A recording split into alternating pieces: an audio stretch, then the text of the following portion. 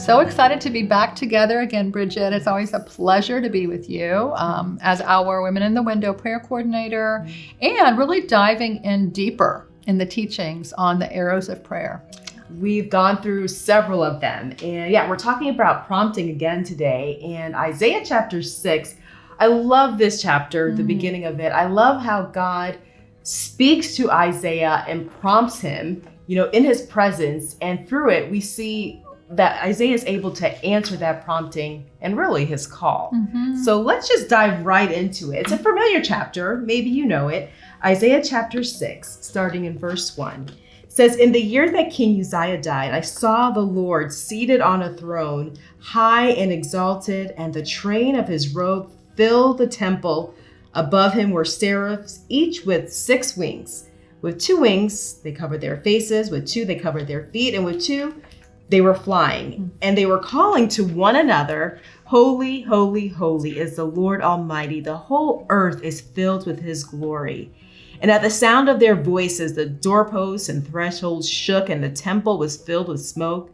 Woe to me, I cried. I am ruined, for I am a man of unclean lips, and I live among a people of unclean lips, and my eyes have seen the King, the Lord Almighty. I'll just pause right there. Again, that familiar chapter and the time and place. Here we are with Isaiah, the year that King Uzziah died. I see in my study Bible anyway, it's year 740 BC. And here he is with a vision of the Lord. And this prompting allows Isaiah to see God in all his glory. I could just picture that train just filling the temple. If you're familiar with the train of a bride's gown and how long that goes, well, this is even more than that.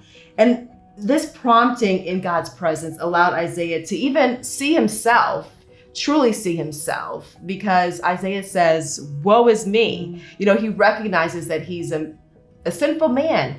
And I think that posture is so helpful as we enter God's presence of humility, of unbelief that we get to be in his presence. What a gift. But then there's also a third thing that the prompting of the Lord does for Isaiah, and that is allowing him to hear God's call.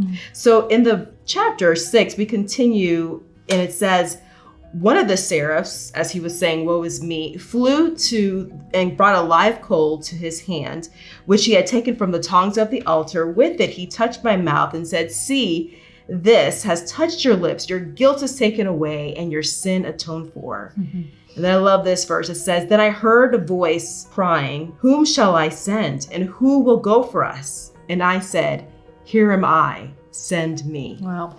See, in prayer, God will often prompt us on what to do, what to say, and what to be. And in this chapter, we see God really prompting Isaiah to respond to the call, to be a prophet to his people, to deliver a message.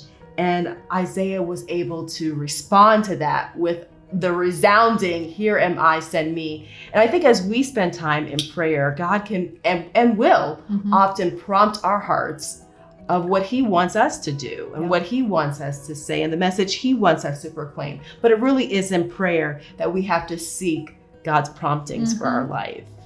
I can totally affirm that and even identify with that. I think when we get serious, I'll just say that, when I get serious about prayer with the Lord, he'll often show me my sin and bring me to the point of tears, where I have to just really, like I said, get serious with the Lord, ask his forgiveness. And he's not, he doesn't withhold. He immediately forgives and cleanses and renews. And then there's that posture where, you can't wait to do the next thing God wants. But how about for you, Bridget? I mean, I know you well enough to know that this is a meaningful passage for you. Yeah. So is there a story? Well, I just remember the first time this verse really came alive to me in a significant way was I was in South Africa on a missions trip, and it was just a really wonderful time right out of college, just that time of life where you're just expectant, of what God's going to do. And I remember the verse on the wall of the church we were ministering had that in just big letters. Here am I, send me. And I just remembered that resonating with me, like, Lord, I want that to be my response, and let that be my response. As I embark on life, that I'll go and say and be whatever you call me to do. I love that. Yeah. And look at you now. You're still saying yes. I'm still saying yes. But there are times where, that yes can be a scary thing. Isaiah, God was prompting him to do something not easy. Yeah. But yet he was determined, and he was obedient, and he was willing. And I just pray that is our prompting too. I agree. So this is a great study. Again, we have the study guide so people can freely receive them. So if you're watching this on social media or website or wherever you happen to find us, please click through and connect with us on social media, Facebook, Instagram, the Women in the Window International website, because we want to connect with you. We want you to be part of this ministry. We hear women all over the world, in some really hard, dark places saying, here am I, send me. And some of them are saying, will someone please come to me? And that's what Women in the Window is really all about.